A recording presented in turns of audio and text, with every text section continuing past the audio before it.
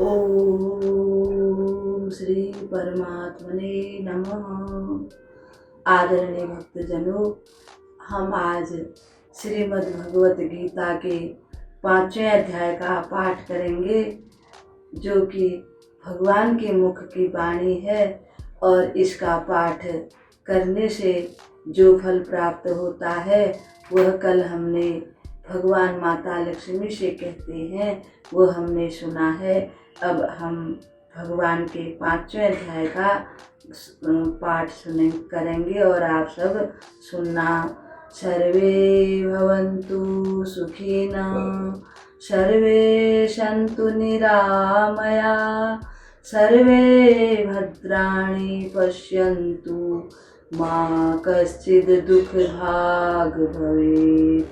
असतो मा सद्गमय, तमसो मा ज्योतिर्गमय, मृत्योर्मामृतं गमय। ओम शांति शांति शांति। ओम श्री गणेशाय नमः, श्री सद्गुरुदेवाय नमः, श्री सरस्वते नमः। नारायणं नमस्कृत्य नरं चैव नरोत्तमं, देवीं सरस्वतीं व्यासं ततो जयमुदीरयेत्, ततो जयमुदीरयेत्। वसुदेवसुतं देवं कंसचाणूरमर्दनं, देवकी परमानन्दं, कृष्णं वन्दे जगद्गुरुं, कृष्णं वन्दे जगद्गुरुं। मेरे प्यारे मित्रों, भगवान 4थे अध्याय में श्री कृष्ण अर्जुन से कहते हैं कि हे अर्जुन, तुम सब प्रकार के संशयों को त्याग करके युद्ध के लिए खड़े हो जाओ। अब हम आगे की सुनते हैं। उसके उपरांत अर्जुन ने पूछा, हे कृष्ण, आप कर्मों के संन्यास की और फिर निष्काम कर्म योग की प्रशंसा करते हैं। इसलिए इन दोनों में एक जो निश्चय किया हुआ कल्याणकारक होए, उसको मेरे लिए कहिए। इस प्रकार अर्जुन के पूछने पर श्री कृष्ण महाराज बोले, हे अर्जुन, कर्मों का संन्यास अर्थात मन, इंद्रियों और शरीर द्वारा होने वाले संपूर्ण कर्मों में मैं करने वाला हूँ, यानी कि कर्तापन का त्याग, और निष्काम कर्मयोग अर्थात समत्व बुद्धि से भगवदर्थ कर्मों का करना, ये दोनों ही परम कल्याण के करने वाले हैं, परम कल्याणकारक हैं। परंतु उन दोनों में भी कर्तापन के संन्यास से निष्काम कर्मयोग साधन में सरल है, सुगम है, अर्थात श्रेष्ठ है। इसलिए हे अर्जुन, जो पुरुष किसी से द्वेष करता है और न किसी से राग करता है, किसी से किसी प्रकार की आकांक्षा करता है, वह निष्काम कर्मयोगी सदा ही सन्यासी ही है। उसको सन्यासी ही समझना चाहिए, क्योंकि राग द्वेष आदि द्वंद्वों से रहित हुआ पुरुष सुखपूर्वक संसार रूप बंधन से मुक्त हो जाता है।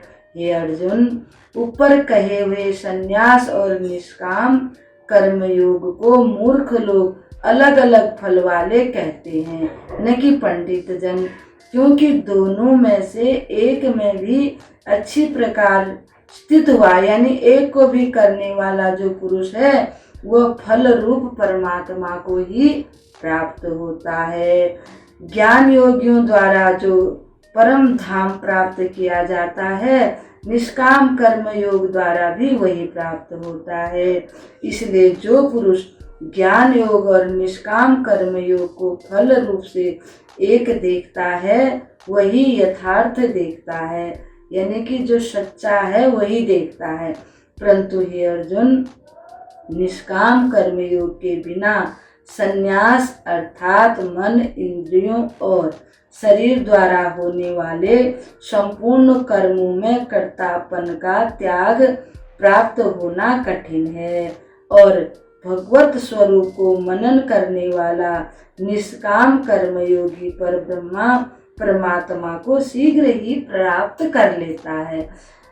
यानी कि अपने शरीर को जिसने वश में कर रखा है और जिसने इंद्रियों को जीत रखा है, अंतःकरण वाला एवं शुद्ध अंतःकरण वाला एवं संपूर्ण प्राणियों के आत्मा रूप परमात्मा में एक भाव हुआ निष्काम कर्मयोगी कर्म करता हुआ भी उस कर्म में लिपायमान नहीं होता, यानी उसमें फंसता नहीं है।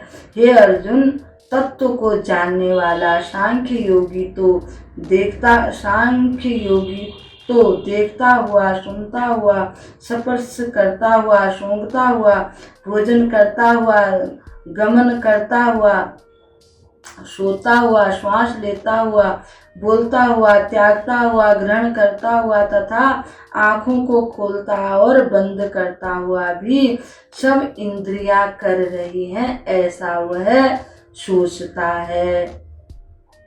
इस प्रकार वह ये नहीं सोचता कि ये मैं सब कर रहा हूँ, ये सोचता है कि इंद्रियों का काम है और इंद्रियां ही इस काम को कर रही हैं। इस प्रकार समझता हुआ निसंदेह ऐसे मानना कि मैं कुछ भी नहीं करता हूँ, परंतु हे अर्जुन, देहाभिमानियों द्वारा यह साधन होना कठिन है।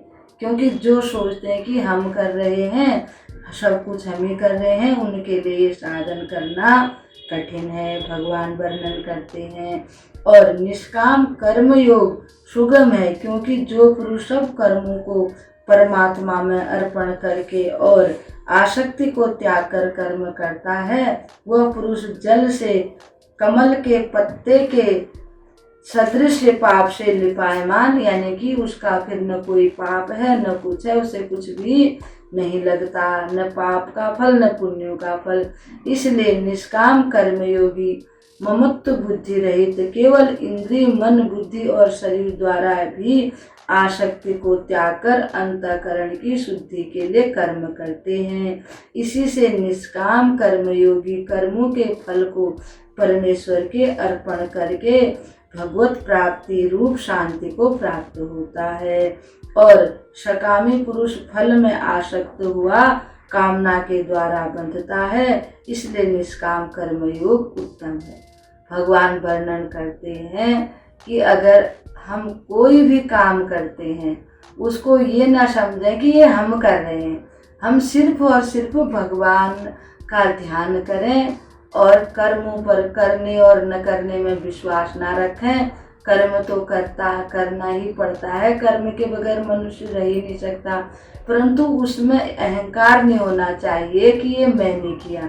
तो ऐसा जो आदमी है वो भगवान को प्राप्त होता है और यही कर्मयोग उत्तम है। भगवान वर्णन करते हैं, हे अर्जुन, बस में है अंतःकरण जिसके, ऐसा सांख्य योग का आचरण करने वाला पुरुष तो निसंदेह न करता हुआ और न करवाता हुआ 9 द्वारों वाले शरीर रूप घर में सब कर्मों को मन से त्याग कर, अर्थात इंद्रियों के अर्थों में बरतती हैं, यानी इंद्रियां अपने आप कार्य करती हैं, ऐसे मानता हुआ आनंद पूर्वक सच्चिदानंद घन परमात्मा के स्वरूप में स्थिर हो जाता है।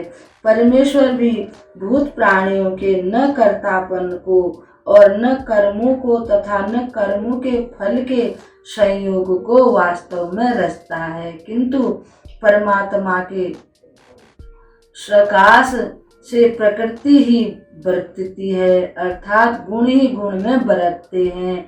सर्वव्यापी परमात्मा न किसी के पाप कर्मों को और न किसी के शुभ कर्मों को ही ग्रहण करता है, किंतु माया के द्वारा ज्ञान ढका हुआ है, इससे सब जीव मोहित हो रहे हैं। परंतु जिनका वह अंतःकरण अज्ञान आत्मज्ञान द्वारा नाश हो गया है, उनका वह ज्ञान सूर्य के सदृश उस सच्चिदानंद घन परमात्मा को प्रकाशता है, अर्थात परमात्मा के स्वरूप को साक्षात करता है। जो भगवान में अपना मन लगाते हैं तो उनको ज्ञान हो जाता है। हे अर्जुन, तद्रूप है बुद्धि जिसकी तथा तद्रूप है मन जिसका, और उस सच्चिदानंद घन परमात्मा ही में ही निरंतर एक भाव से स्थिर, जिसकी ऐसी तत्परायणता पुरुष ज्ञान के द्वारा पाप रहित हुए अनुरावृत्ति को अर्थात परम गति को प्राप्त हो जाते हैं।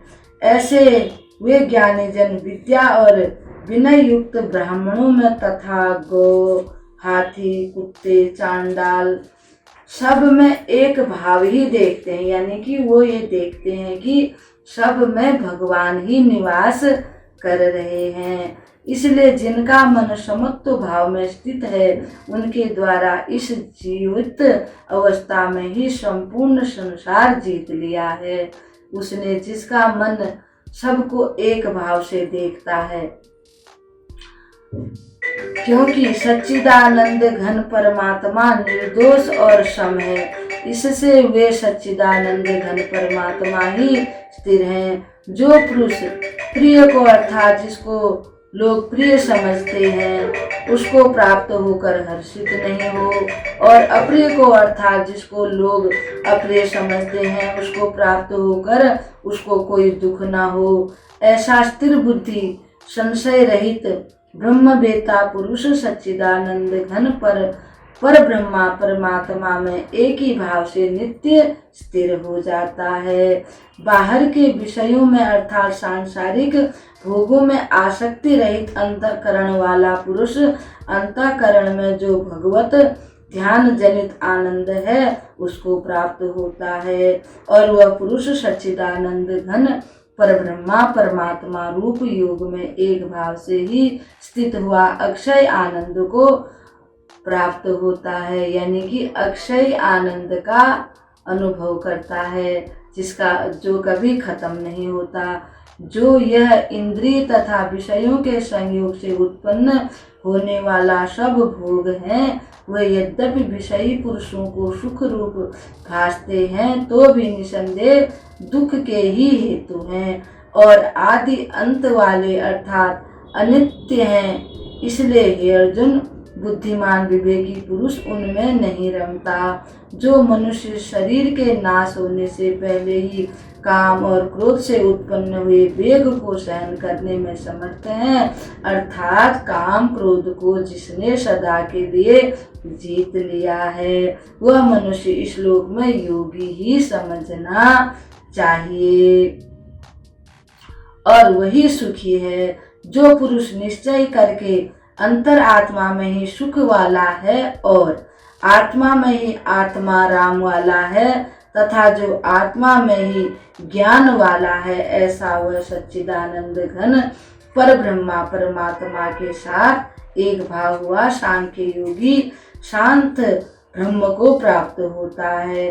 नाश हो गए हैं सब पाप जिसके तथा ज्ञान करके निवृत्त हो गया है संशय जिनका, और संपूर्ण भूत प्राणियों के हित में है रति जिनकी, एकाग्र हुआ है भगवान ध्यान में चित्त जिनका, ऐसे ब्रह्मवेत्ता पुरुष शांत पर ब्रह्मा को प्राप्त होते हैं।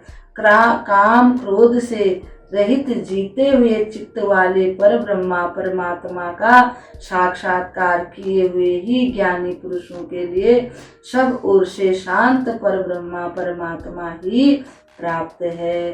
अर्जुन, बाहर के विषय भोगों को न चिंतन करता हुआ बाहर ही त्याग कर और नेत्रों की दृष्टि को भ्रिकुटी के बीच में स्थिर करके तथा नासिका में विचरने वाले प्राण और अपान वायु को सम करके जीती हुई है इंद्रियां, मन और बुद्धि जिसकी, ऐसा जो मोक्ष प्रायण मुनि इच्छा भय और क्रोध से रहित है वह सदा मुक्त है, अर्थात परमेश्वर के स्वरूप में निरंतर मनन करने वाला।